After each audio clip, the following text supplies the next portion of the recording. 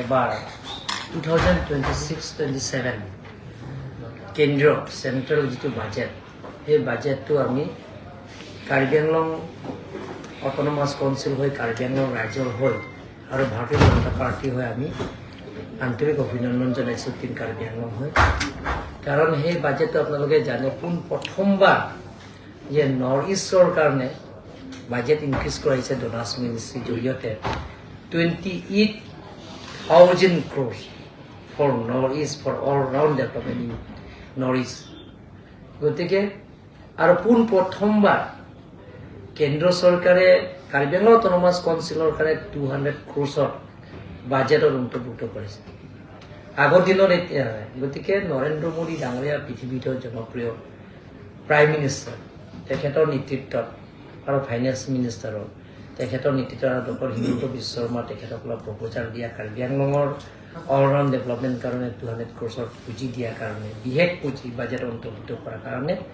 মই কাৰ্বি আংলং ৰাইজৰ হৈ ধন্যবাদ দিছোঁ। লগতে বিটিআৰ পাইছে 156 crore আৰু ডিমা হাছাও পাইছে 70 crore। কিন্তু কাৰ্বি আংলঙৰ কাৰণে oldest 6-schedule district in the country, largest 6-schedule district in the country. We got 1952 district council, 23rd June. গতিকে যিটো নেকি চেন্ট্ৰেল গভৰ্ণমেণ্টে যে oldest 6-schedule ডিষ্ট্ৰিক্টৰ আটাইতকৈ পুৰণি 6-schedule ডিষ্ট্ৰিক্টৰ কাৰণে প্ৰথমবাৰ যে 200 crores বাজেটত এটা অন্তৰ্ভুক্ত কৰাৰ কাৰণে বাজেটত এইটো দিয়াৰ কাৰণে এটা ভাৰত চৰকাৰ আৰু কাৰ্বি আংলং অট'নমাছ কাউন্সিল অসম চৰকাৰে এটা ইতিহাস ৰচনা কৰিছে, হিষ্ট্ৰী। কাৰণ কেন্দ্ৰ চৰকাৰৰ কেতিয়াও এটা পুঁজি কাৰ্বি আংলং অট'নমাছ কাউন্সিলৰ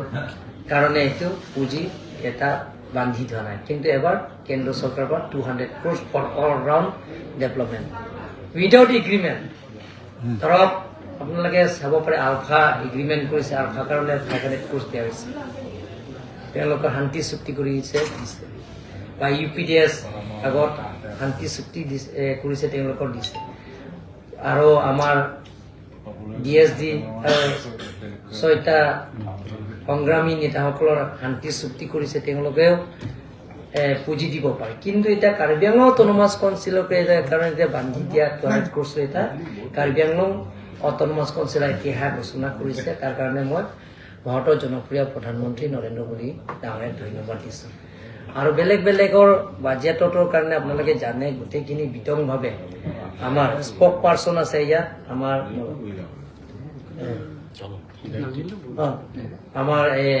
বিদাৰংকী আৰু আমাৰ ৰোলেন কিলিং ডাঙৰীয়া তেখেতে আমাৰ ভাৰতীয় জনতা পাৰ্টি দলৰ ফালৰ পৰা ক'ব, তেখেতে আমাৰ ভাৰতীয় জনতা পাৰ্টি ৰাজ্যিক সভাপতি, গতিকে তেখেতে আপোনালোকে গোটেইখিনি বিতংভাৱে ক'ব। কিন্তু মই কাৰ্বি আংলং অট'নমাছ কাউন্সিল হৈ মই যে নৰেন্দ্ৰ মোদী ডাঙৰীয়া নেতৃত্বত ফাইনেন্স মিনিষ্টাৰ যিটো নেকি সেই বাজেটৰ গোটেইখিনি আজি কেন্দ্ৰ প্লেচ কৰাইছে, আমাৰ ফালৰ পৰা আমি আদৰণি কৰিছোঁ। মই কাৰ্বি আংলং ৰাইজৰ হৈ কাৰ্বি আংলং অট'নমাছ কাউন্সিল হৈ মই আদৰণি জনাইছোঁ। কাউন্সিলে যিটো আপোনালোকে দাবী কৰি আহিছিলে যে ডাইৰেক্ট ফাণ্ডিংটো আমি এতিয়া সেইটো ৰিলেটেড মানে সেইটোৰ এটা পৰ্যায়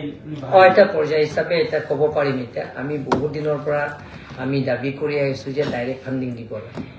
উই need direct funding to Karbi Anglong autonomous council from central government to Karbi Anglong autonomous council. সেইটো এটা ষ্টেপটো এটা ছাকচেছ হৈছে বুলি আমি ক'ব পাৰোঁ। গতিকে মই কাৰ্বি আংলং ৰাইজৰ হৈ অনুৰোধ কৰিব বিচাৰিছোঁ আপোনালোকৰ মিডিয়া থ্ৰু সকলো জাতি জনগোষ্ঠীক কাৰ্বি আংলঙত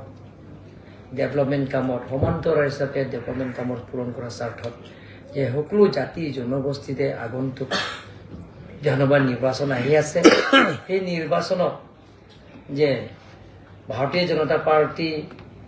প্ৰাৰ্থীত আমাক আশীৰ্বাদ দিব লাগিব, সহায়িতা কৰিব লাগিব। ডক্টৰ হিমন্ত বিশ্ব শৰ্মা দ্বিতীয়বাৰৰ কাৰণে চিফ মিনিষ্টাৰ বনোৱা স্বাৰ্থত ভাৰতীয় জনতা পাৰ্টি চৰকাৰ স্বাৰ্থত যে কাৰ্বি আংলঙৰ সকলো জাতি জনগোষ্ঠীত ইয়াত কাৰ্বি আংলং বসবাস কৰা সকলৰ মই অনুৰোধ কৰিব বিচাৰিছোঁ যে কাৰ্বি আংলঙৰ ডেভেলপমেণ্ট কামত পূৰণ কৰাৰ স্বাৰ্থত, কাৰ্বি আংলঙৰ যুৱক যুৱতীবিলাকৰ সংস্থাপন পূৰণ কৰাৰ স্বাৰ্থত কাৰ্বি আংলঙত কেন্দ্ৰ চৰকাৰ ৰাজ্য চৰকাৰ কাৰ্বি আংলং অট'নমাছ কাউন্সিলৰ যিবিলাকৰ বিনামূলীয়া আঁচনিবিলাকক দৰিদ্ৰ ৰেখা পৰিয়ালবিলাকক দিয়া আঁচনিবিলাকক BPL ফেমিলি এইবিলাকক দিয়া আঁচনিবিলাকক যাতে দুখীয়া পৰিয়ালবিলাকে যাতে পায় সেইবিলাকৰ পূৰণ কৰাৰ স্বাৰ্থত যাতে আৰু আমি বহুত দিনৰ পৰা আমি ডিমাণ্ড কৰি আহিছোঁ ৰাজনীতিৰ সমস্যা অট'নমাছ ষ্টেটৰ সমস্যা সেই সমস্যাৰ পূৰণ কৰাৰ স্বাৰ্থত কাৰ্বি আংলং ইণ্টাৰষ্টেট বৰ্ডাৰ আৰু ইণ্টাৰ ডিষ্ট্ৰিক্টৰ বৰ্ডাৰ সীমা সমস্যা আছে সেই কেতিয়াবা সেই সমস্যাবিলাক ওলাই আহে সেই গোটেইখিনি সমস্যাবিলাকৰ পূৰণ কৰাৰ স্বাৰ্থত যে কাৰ্বি আংলং ৰাইজৰ সকলো জাতি জনগোষ্ঠীৰ স্থায়ী শান্তি লগতে ডেভেলপমেণ্ট কামবিলাকৰ পূৰণ কৰাৰ স্বাৰ্থত যাতে আমাক আশীৰ্বাদ দিয়ে মৰম কৰে সহায়িত কৰে আগন্তুক নিৰ্বাচনত সকলোৱে আমাক আশীৰ্বাদ দিব সহায় কৰিব বুলি মই আপোনালোকৰ মিডিয়াৰ জৰিয়তে মই অনুৰোধ কৰিছোঁ বিৰোধীটো আপোনালোকে চাইছে যে এতিয়া আপোনালোকে গম পাইছে কাৰ্বি আংলঙৰ কংগ্ৰেছ আৰু APSLC ক'ৰবাত মিটিং কৰা দেখি পাইছে নেকি সেইদিনাটো আপোনালোকে ওচৰতে এতিয়া ডিফুৰ পৰা বেছি দূৰ নাই বৰজান তেওঁলোকৰ APSLC মিটিং 2000 হোৱা নাই মই আপোনালোকৰ কেমেৰা জৰিয়তে মই দেখা পাইছোঁ আৰু কংগ্ৰেছৰ meeting Nagaon district Hojai district West Karbi Anglong district আৰু হাফলং ডিষ্ট্ৰিক্ট আৰু কাৰ্বি আংলং 5টা জিলাত সভা তাত পাতিছে 5টা জিলাত সভাত মাত্ৰ 2-3 হাজাৰ মান আছে মই যিটো মাতৃ পতা বিতৰণ কৰিব তাতো প্ৰায় 10,000 মান মানুহ গোট খাইছে আপোনালোকে গৈছে আপোনালোকে নিজে গৈছে গতিকে আজিৰ দিনটো আপোনালোকে দেখা পাইছে ৰাইজে গম পায় আৰু কাৰ্বি আংলঙৰ মানুহটো মই সদায় কৈ থাকোঁ সহজ সৰল মানুহ কাৰ্বি আংলং বেছি মিছা কথা ক'লে মানুহে বেয়া পায় মই যদি বাৰে বাৰে মিছা কথা কয় তেতিয়া মানুহে বেয়া পায় APSLC মানুহক আগত বহুতো ভুল বুজাবুজিৰ কথা মনসজা কথা তেওঁ কৈ আছে ৰাইজক যিটো ৰাজনীতিৰ ষড়যন্ত্ৰ বুলি কয় পলিটিকেল কনস্পিৰেচি পলিটিকেল মটিভেটেড তেওঁ সেইটোবিলাক কয় যিটো কৈ আছে তেওঁ জীয়াই কথাটো কৈছে আপোনালোকে দেখা পাইছে আৰু কংগ্ৰেছো তেওঁলোকৰ যিবিলাকক কৈছে সেইটো আপোনালোকে দেখা পাইছে মনসজা কথাবিলাকে কৈ আছে বিজেপি ৰাইজৰ কাৰণে আছে কাৰণ বিজেপি ৰাইজে গম পা মানে আমাৰ কাৰ্বি আংলঙৰ মানুহ আপোনালোকে ইয়াতে ৰিপৰ্টাৰ হ'লেও আপোনালোকে ইয়াত কাৰ্বি আংলঙৰ স্থানীয় বাসিন্দা ইয়াত মানুহবিলাক সহজ সৰল হয়নে নহয় যদি মই বিজেপি কিয় মানুহে ভাল পায় যে আঁচনিবিলাকৰ গাঁৱত দুখীয়া BPL ফেমিলিও পাইছে বিল' প্ৰপাৰ্টি লাইনৰ মানুহবিলাক পাইছে বিজেপি কিয় কাৰণে ভাল যে বিজেপিয়ে মিছা কথা নকয় দিম বোলে দিম কৰিম বোলে কৰিম ৰাস্তা বনাই দিম বনাই দিছে ফ্লাইঅভাৰ লাগে বনাই দিছো মেডিকেল কলেজ আগত নাই কৰি দিছো কেঞ্চাৰ হস্পিটেল আগত নাই কেঞ্চাৰ হস্পিটেল আমি বনাই দিছো এতিয়া উদ্বোধন কৰাই বাকী আছে তাৰালাংচ নিচিনা যিটো নেকি জাগাত পৰিৱৰ্তন কৰি দিছে ডিফু আপোনালোকে চাব সেই ফেব্ৰুৱাৰী মাহতে গোটেইখিনি আঁচনিবিলাকে উদ্বোধন কৰিব অকল মই ডিফু কথাই কৈছো ইয়াত কেঞ্চাৰ হস্পিটেল ইউনিভাৰ্চিটি ষ্টুডেণ্টবিলাক বহুত দিনৰ মোক কমপ্লেইন কৰি থাকে যে ছাৰ ইয়াত ৰাস্তাটো খুব বেয়া আৰু ৰাস্তাটোত 4 লাইন লাগিব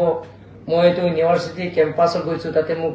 2-3 বাৰ মোক মাতিছে তাৰ মানুহবিলাক মেমৰেণ্ডাম দিছে যে ইয়াত এক্সিডেণ্টো বহুত হয় গতিকে মই 4 লাইন বনাই দিছে ডিভাইডাৰ ষ্ট্ৰিট লাইট থাকিব তাৰপিছত আকৌ এইখিনি ফুটপাথ আছে তাৰপিছত আকৌ ফ্লাইঅভাৰ এটা অপেনিং হ'ব এই মাহতে হ'ব 20 তাৰিখে মানডে হ'ব তাৰপিছত ডিফু বিউটিফিকেশ্যন ডিফু ৰিভাৰ বিউটিফিকেশ্যন লেকটো আপোনালোকে দেখাই পাইছে সেইটো উদ্বোধন কৰিব কামটো সম্পূৰ্ণ হৈছে কেঞ্চাৰ হস্পিটেলৰ আগতে আমি কেঞ্চাৰ হস্পিটেল ক'ত লৈ যাম বিপুৰা কেঞ্চাৰ হস্পিটেল মুম্বাই লৈ যাব চেন্নাই লৈ যাব দুখীয়া পৰিয়ালবিলাকৰ আৰ্থিক অভাৱ তেওঁলোকক ক'ত কেনেকৈ ট্ৰিটমেণ্ট কাৰণে লৈ যাব গতিকে ওচৰতে লৈ আহিছে ইয়াতে আৰু যিমান পাৰোঁ কেঞ্চাৰ ট্ৰিটমেণ্টৰ কাৰণে কাৰ্বি আংলং অট'নমাছ কাউন্সিলৰ পৰা আমি এবাৰ বাজেটৰ অন্তৰ্ভুক্ত কৰিম তেওঁলোকৰ পুঁজি দিবৰ কাৰণে হস্পিটেলটো ইয়াত আছে তাৰপিছত ইণ্টাৰনেশ্যনেল চুইমিং পুল ইয়াতে হ'ব ইয়াত ডিফুতে হ'ব সেইটো ইনগ্ৰেশ্যন হ'ব গতিকে এনেধৰণৰ কাৰ্বি আংলঙৰ পৰিৱৰ্তন আৰু ইয়াত কাৰ্বি আংলং আপোনালোকে জানে যেতিয়া কাৰ্বি আংলঙত বিজেপি চৰকাৰ অহাৰ পিছত ডক্টৰ হিমন্ত বিশ্ব শৰ্মা ডাঙৰীয়াৰ নেতৃত্ব লোৱাৰ পিছত এতিয়া কাৰ্বি আংলং স্থায়ী শান্তি বুলি আমি ক'ব পাৰোঁ। কোনো জাতি জনগোষ্ঠীৰ লগত সংঘাত নাই। এজন দুজন দল সংগঠনবিলাক তেতিয়া মনোসজা কথাবিলাক কৈ আছে, ইছ্যু লৈ থাকে। কিন্তু এটা জাতীয় সংগঠন হিচাপে টিম কাৰ্বি আংলং বা বিজেপিয়ে কোনো এটা সংঘাত নাই। আজি সকলো জাতি জনগোষ্ঠীৰ সমস্যাবিলাকক আলাপ আলোচনা কৰি সমস্যাবিলাক সমাধান কৰিবৰ কাৰণে টিম কাৰ্বি আংলং সদায় চেষ্টা কৰে। আসনটো আমি সিদ্ধান্ত আজি লৈছো, মণ্ডল কমিটি যিমানখিনি আছে, ডিষ্ট্ৰিক্ট কমিটি আছে, যিমানখিনি MEC EM chairman, deputy chairman আৰু যিমানখিনি আমাৰ লিডাৰ্ছ আছে, ভাৰতীয় জনতা পাৰ্টিৰ যিমানখিনি লিডাৰ্ছ আছে, আজি আমি ইয়াত মিটিং আমি বহিছোঁ। প্ৰায় 3 ঘণ্টা পাৰ হৈ মিটিং আমি ইয়াতে প্ৰত্যেক মণ্ডল কমিটি, প্ৰত্যেক লোকেল কমিটিৰ লগত আমি এছেছমেণ্ট ৰিপৰ্টটো লৈছোঁ। আজি সিদ্ধান্ত লৈছে যোনে টিকেট পাওক, সঞ্জু বৰাই যদি টিকেট পায় তাকে সমৰ্থন কৰিব লাগিব, বিজেপি টিকেট যদি আনে বোকাজানৰ পৰা। সেইটো আজি সিদ্ধান্ত লৈছে। আজি গতিকে যোনে টিকেট পাব তাকে আমি সমৰ্থন কৰিম বুলি আজি টিকেটৰ এটা ভাৰতীয় জনতা পাৰ্টি মই টিকেট পাম বুলি কোনো কৰিব নোৱাৰে, আৰু টিকেট খোজা চিষ্টেম নাই, টিকেট ক্লিয়াৰ হয়। গতিকে ভাৰতীয় জনতা পাৰ্টি হ'ল এটা বিশাল ৰাজনীতি দল। দলে যাক দায়িত্ব দিয়ে, যদি মহম্মদে কালিৰ পৰা দল যদি মোৰ CMO নালাগে, তো MDCও নালাগে, MLA উঠাটো বেলেগ কথা, তই সাধাৰণ কৰ্মী হিচাপে কাম কৰিব লাগে, মই কৰিম। দলৰ কাম কৰিম বুলি আহিছোঁ, কাৰণ দলৰ বহুত দলৰ মই ছাত্ৰ সংগঠনৰ পৰা কৰি আহিছোঁ। আজি মই 56 ইয়াৰ্ছ পাৰ হৈছে ৰাজনীতিটো। মই যেতিয়া কাৰ্বি আংলং অট'নমাছ ষ্টেটৰ আন্দোলনৰ পৰা সংগ্ৰামৰ কৰি আহিছে, তেতিয়াৰ পৰা মই জড়িত হৈছোঁ। তেতিয়াৰ পৰা মই বহুত আন্দোলন কৰিছোঁ, নিজেও জেলত খাটিছোঁ, গোটেইখিনি বন্ধ কল কৰিছোঁ, ইনডিফিনিট বন্ধ গোটেইখিনি। কিন্তু মই যিটো আমি সিদ্ধান্ত লৈছোঁ এতিয়া, যে কাৰ্বি আংলং যদি পৰিৱৰ্তন লাগে, কাৰ্বি আংলঙৰ যদি সকলো জাতি জনগোষ্ঠী ইয়াত বসবাস কৰা, স্থানীয় বসবাস কৰা যদি সমান্তৰাল হিচাপে ডেভেলপমেণ্ট যদি হ'ব লাগে, কাৰ্বি আংলঙত যদি স্থায়ী শান্তি যদি লাগে, কাৰ্বি আংলং যদি নতুনকৈ উঠি অহা যুৱক যুৱতীবিলাক যদি সংস্থাপন লাগে, তেনেহ'লে ভাৰতীয় জনতা পাৰ্টি নৰেন্দ্ৰ মোদী ডাঙৰীয়াৰ নেতৃত্বত চৰকাৰ, ডক্টৰ হিমন্ত বিশ্ব শৰ্মা চৰকাৰৰ লগত পাৰ্টিৰ লগত থকা দলে থাকিব লাগে বুলি আমি সকলোৱে সিদ্ধান্ত লৈছোঁ। গতিকে আপোনালোকে চাওক, ইয়াত যে টিকেট কোনে পাব নাপায় এইটো আমাৰ ইমান নহয়, আমাৰ টিকেট খোজা চিষ্টেমটো নাই। আপোনালোকে লাগে যে ইলেকশ্যন ডিক্লেয়াৰ নকৰাৰ আগতে APSRC টিকেট ডিক্লেয়াৰ কৰিছে, ইলেকশ্যন ডিক্লেয়াৰ নকৰাৰ আগতে কংগ্ৰেছে যে টিকেটৰ কাৰণে 50,000 ল'লে, হয়নে নহয়? জিকা হাৰাটো পিছতে কথা, নহয় হাৰা জিকাটো পিছত কথা। গতিকে কাৰ্বি আংলং ৰাইজে সিদ্ধান্ত এটা লৈছে, আপোনালোকে চাওক, যে এনেকা যে ডক্টৰ হিমন্ত বিশ্ব শৰ্মা ডাঙৰীয়া আৰু নৰেন্দ্ৰ মোদী ডাঙৰীয়া ভাল পায়। আপোনালোকে 3 বাজিৰ পৰা মোৰ ঘৰ আহকচোন, আপোনালোকে কেমেৰা লৈ কেইটা ৰিপৰ্টাৰবিলাকক